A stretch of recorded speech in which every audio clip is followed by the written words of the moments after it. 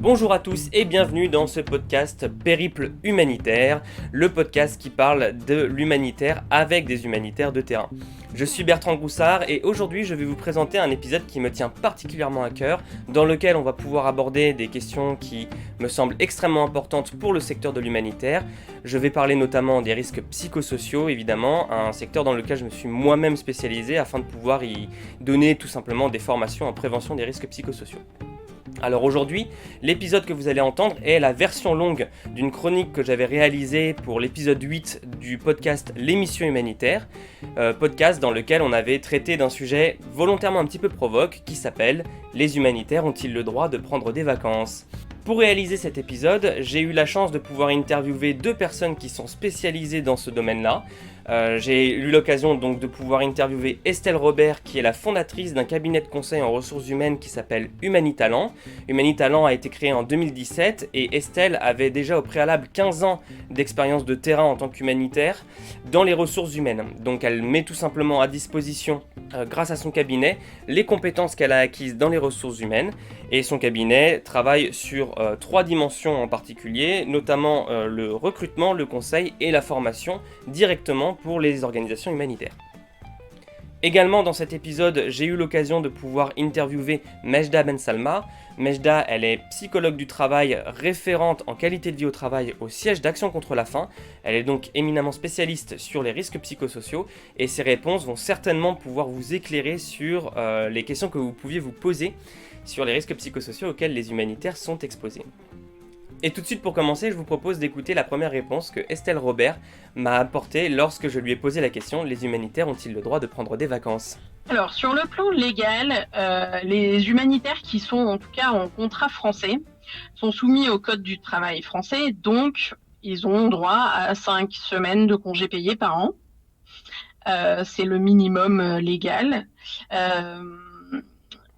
À cela, on ajoute souvent, dans quasi la totalité des ONG françaises, ce qu'on appelle des R&R ou break, qui correspondent un peu à un système de RTT, qui est en tout cas qui est une semaine de congés payés, mais qui ne relève pas du régime des congés payés légal. Donc les R&R et les breaks, ce sont des semaines, c'est ça, de congés que les humanitaires peuvent prendre qui sont en dehors des congés payés. C'est ça, et c'est généralement une semaine tous les 3 mois, voire une semaine tous les 2 mois, voire même une semaine tous les 6 semaines en fonction des contextes. Souvent, quand le contexte sécuritaire est très compliqué, on a besoin que les humanitaires sortent du pays pour vraiment se reposer, parce qu'on sait que de toute façon, ils travaillent le week-end ou que même s'ils travaillent pas, ils n'ont pas d'opportunité de se reposer vraiment, de faire des activités en dehors de la maison. Typiquement, aller se balader, je sais pas moi, dans un parc ou écouter des petits oiseaux. Voilà, dans plein de pays, on peut pas aller se promener, par exemple. Donc, je ne parle même pas d'aller faire des activités de type yoga, cinéma ou c'est ce genre de choses qui permettent vraiment de décompresser et de penser à autre chose. D'accord, ok. Alors, j'ai une première question qui m'interpelle, c'est que tu as parlé donc du droit français. Or, on sait qu'aujourd'hui dans les ONG, l'immense majorité des travailleurs humanitaires ne sont pas des expatriés. Donc, en l'occurrence, si on parle des ONG françaises, la plupart des salariés ne sont donc pas des expatriés. Est-ce que ce même type de réglementation s'applique aux travailleurs nationaux ? Alors, pour les travailleurs nationaux, ils sont soumis au droit du travail de leur pays d'origine. Ils ont un contrat avec le bureau national et non pas avec le siège. Donc, ça va dépendre vraiment des pays. Il y a des pays plutôt, on va dire, anciennes colonies françaises qui ont du coup quand même un code du travail qui peut se rapprocher d'une autre. Je pense par exemple au Congo, et puis des pays qui sont plutôt anglo-saxons, on va dire, d'histoire, et qui ont 2 semaines de congés payés. C'est le cas par exemple, si je me souviens bien, au Libéria. Après, il y a des ONG, par exemple Action contre la faim, qui ont mis en place un minimum, c'est des minimums standards pour toutes les missions et ils appliquent du coup les 5 semaines de congés payés pour toutes les missions, peu importe le code du travail, sauf si évidemment le code du travail national est plus favorable aux salariés que les fameuses 5 semaines, ce qui est quand même assez rare. Et justement, à Action contre la faim, comme je vous le disais en introduction, j'ai eu l'occasion de pouvoir interviewer Mejda Ben Salma, qui est, comme je vous le rappelle, psychologue du travail référente en qualité de vie au travail au siège d'Action contre la faim.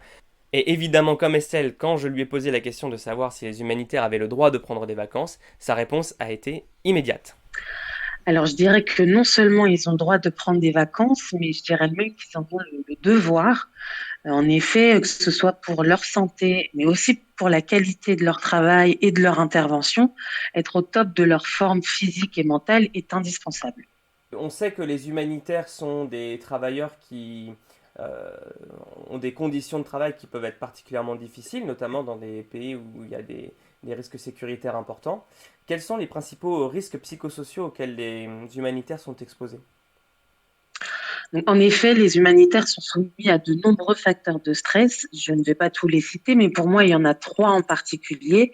D'abord, c'est la charge émotionnelle au travail, qui fait partie intégrante de l'activité humanitaire, certes, mais qui est une grande source de fatigue au travail au quotidien. La confrontation à la souffrance, à la misère, à la détresse humaine, à la violence est très pesant psychiquement. On comprend donc facilement l'intérêt de prendre des vacances. Et c'est pour cela que le système de break et mini break sont proposés et qui s'adaptent aussi en fonction du contexte sécu du pays. Ensuite, le deuxième facteur de risque, et pas des moindres, est l'intensité du travail, du temps de travail et de son organisation. Avoir une organisation adaptée à une stratégie, à des objectifs, tout en tenant compte de l'environnement de travail qu'on ne maîtrise pas toujours vu les pays d'intervention, c'est primordial. Et avoir des rôles et responsabilités clairement définis, avoir une fiche de poste claire, ce qui semble basique, mais qui parfois on peut avoir ce type de situation, savoir avec qui je dois travailler, quand, comment, quelles sont les modalités de communication, nos process de validation, avoir les bons outils. Tout ceci peut être une grande source de stress au travail si c'est pas correctement pensé et appliqué, même s'il faut un travail de fond pour résoudre ces problématiques. Et c'est d'ailleurs ce qu'on a entrepris chez Action contre la faim en développant une politique de prévention primaire des risques psychosociaux. Cela n'empêche qu'au quotidien, ça peut être très stressant et très fatigant. Et enfin, un des derniers facteurs pour moi de risques psychosociaux chez les humanitaires, c'est tout ce qui touche aux valeurs du travail, à la question de l'utilité, du sens du travail et de tout ce qui découle de ça, à savoir l'engagement, voire le surengagement des salariés, l'absence de frontières entre la vie professionnelle, la vie personnelle, ou bien tout simplement le fait de ne pas prendre ses jours de congé correctement. Tout cela, c'est très exigeant physiquement, psychiquement, d'où la considérable importance de prendre des vacances et des vraies vacances. C'est-à-dire qu'on ne travaille pas pendant ces vacances et on se déconnecte vraiment. Bon, très bien. Et lorsque les humanitaires souffrent de stress, je pense notamment au stress chronique, est-ce qu'on sait à peu près au bout de combien de temps il leur faut pour récupérer de ce stress-là? Ou, autre question, le temps qu'ils ont de récupération est-il suffisant pour récupérer justement de ces différents facteurs de stress? Alors, avant tout, ce que je souhaiterais dire, c'est que ce n'est ni une fatalité, ni un passage obligé pour les humanitaires. Le stress chronique, c'est un phénomène au croisement de la médecine, de la psychiatrie, de la psychologie. Ce type de stress, c'est le résultat d'une exposition répétée et prolongée d'une personne face à des situations stressantes. Et ça peut avoir de nombreux impacts sur la santé physique, mentale, sociale aussi des individus. Chaque individu va réagir différemment. Il y a donc pas de réponse toute faite ou bien de temps de repos minimum. On va vraiment s'adapter à l'individu et à ses besoins, qui va varier aussi en fonction de nos ressources, de notre histoire personnelle, de ce qu'on a pu déjà vivre comme expérience, etc. Et du coup, on peut proposer ensuite différentes solutions pour s'en remettre, parfois des traitements médicamenteux, ou bien des psychothérapies, ou simplement un arrêt de travail suffisamment prolongé. Ce qui compte avant tout, c'est de pouvoir s'extraire de l'environnement pathogène, ce qui n'est pas toujours possible, et je pense notamment aux salariés nationaux. Mais là encore, l'expression mieux vaut prévenir que guérir nous fait retomber sur cette question du repos et du repos régulier, d'où l'importance, encore une fois, de pouvoir prendre correctement ses vacances, les prendre régulièrement, avoir de vraies vacances, avoir un vrai repos réparateur, pour justement éviter de subir finalement les situations stressantes et répétées qu'on peut retrouver dans l'humanitaire. D'ailleurs, Estelle me précise qu'en fonction des contextes dans lesquels interviennent les humanitaires, ces périodes de congé peuvent s'adapter. Et donc ça a été intéressant de pouvoir échanger avec elle sur ce sujet. Moi-même, j'ai des amis qui sont partis dans différents contextes, urgence, réhabilitation ou développement. Ça, ce sont des concepts un petit peu de base, des notions de base un petit peu quand on parle de l'humanitaire. Mais voilà, on va dire que tout simplement, pour ceux qui ne savent pas, lorsqu'une crise humanitaire éclate, il y a d'abord cette phase d'urgence qui est très courte dans laquelle on doit intervenir rapidement pour pouvoir un petit peu stabiliser la situation. Ensuite, il y a une phase de réhabilitation dans laquelle on essaye de revenir à un niveau un peu plus normal. Cette période est en général un petit peu plus longue. Et ensuite, on a une phase, alors ça c'est de la théorie évidemment, ça se passe rarement aussi bien que ça, mais il y a une phase, on va dire, un peu plus de développement qui, elle, peut durer un peu plus longtemps et qui permet de mener des projets un peu plus long terme pour pouvoir obtenir tout simplement un meilleur niveau de vie. Et donc, effectivement, en fonction du contexte dans lequel les humanitaires vont intervenir, cela va avoir un impact sur leur niveau de stress et les congés qui vont leur être attribués vont pouvoir s'adapter en fonction. C'est ce que nous explique Estelle. Alors oui, clairement, il va avoir besoin de repos à minima, donc tous les 3 mois. Bon, après, il y a des missions qui permettent une vie, on va dire entre guillemets normale, une vie comme on aurait quand on travaille en France, avec des loisirs, la possibilité de partir en week-end à la plage, par exemple, et qui du coup ne justifie pas forcément ces breaks. Hein. Mais dans la plupart des missions que, en tout cas, moi j'ai faites, hein, puisque j'étais plutôt sur des missions d'urgence, c'était toujours ces 3 mois. Et puis après, il y a disons, le fonctionnement avant, c'était les expats partent sur des CDD d'1 an, on fait 1 an, on rentre en France, on prend 1 mois de vacances ou 2 mois, et puis on repart sur un autre CDD d'1 an. C'est de moins en moins le cas et on encourage, enfin je crois que les ONG, elles encouragent vraiment les expatriés à rester sur le terrain plus qu'1 an parce que ce turnover, il est vraiment pas favorable ni au projet, ni aux relations avec des partenaires nationaux et ni évidemment les relations avec les équipes nationales. Donc on encourage plutôt les expatriés à rester plus d'1 an. Mais évidemment, il faut qu'ils aient à minima ces fameuses 5 semaines pour pouvoir revenir et repartir sur une durée un peu plus longue que simplement 1 an. D'accord, ok. Alors, pour aller un peu plus dans le détail, au-delà des congés qu'on peut prendre pendant la mission et voilà, et en fonction du contexte, il y a aussi des durées de mission que j'ai compris qui sont un petit peu limitées. Par exemple, j'ai un ami qui est parti là récemment sur la crise de la guerre en Ukraine au mois de février et il m'expliquait que c'était pas possible de faire une mission de plus de 2 ou 3 mois, je crois. Oui, sur les urgences, généralement, on dit la première équipe qui part, elle part sur 6 semaines. La deuxième, elle part sur 2, 3 mois. La troisième équipe, elle part sur 6 mois. Et à partir de là, on part sur des durées d'1 an. C'est en tout cas moi ce que j'ai vécu sur Haïti. Je faisais partie de la troisième équipe et donc moi je suis restée 6 mois. La personne que j'ai remplacée était restée 3 mois, donc elle était sur la deuxième équipe. Voilà, c'était vraiment comme ça que ça se faisait parce que on sait que sur des urgences, ouverture de mission, grosses urgences, guerre, catastrophes naturelles de très grosse ampleur comme c'était le cas en Haïti en 2010, les expats vont travailler souvent 7 jours sur 7, souvent 12 heures par jour. Donc on ne peut pas rester plus de 6 semaines ou sur la deuxième phase 3 mois. Alors avoir des congés c'est très bien, mais encore faut-il que ces vacances servent réellement à quelque chose. Estelle me le confirme, il ne suffit pas simplement de prendre des congés, il faut aussi avoir la possibilité de réellement se déconnecter. Pendant les vacances, il y a un truc qui s'appelle le droit à la déconnexion. Parce que nombre de personnes qui partent en vacances restent connectées à leur mail professionnel alors qu'ils sont en vacances. Et du coup, ne déconnectent pas complètement du travail. Alors oui, ils vont pas, je sais pas moi, travailler sur une proposition pour un bailleur ou un rapport ou je ne sais quoi, mais ils déconnectent pas complètement, ils restent attachés à leur mail. Il y a un concept qui s'appelle FOMO, the Fear of Missing Out, qui est certainement voilà, très présent dans notre secteur. Le côté, si j'ai pas l'information, qu'est-ce qui va se passer? Et puis, encore une fois, ce côté sacerdoce, je suis humanitaire et du coup, même pendant les vacances, quand même, il faut que je regarde mes mails.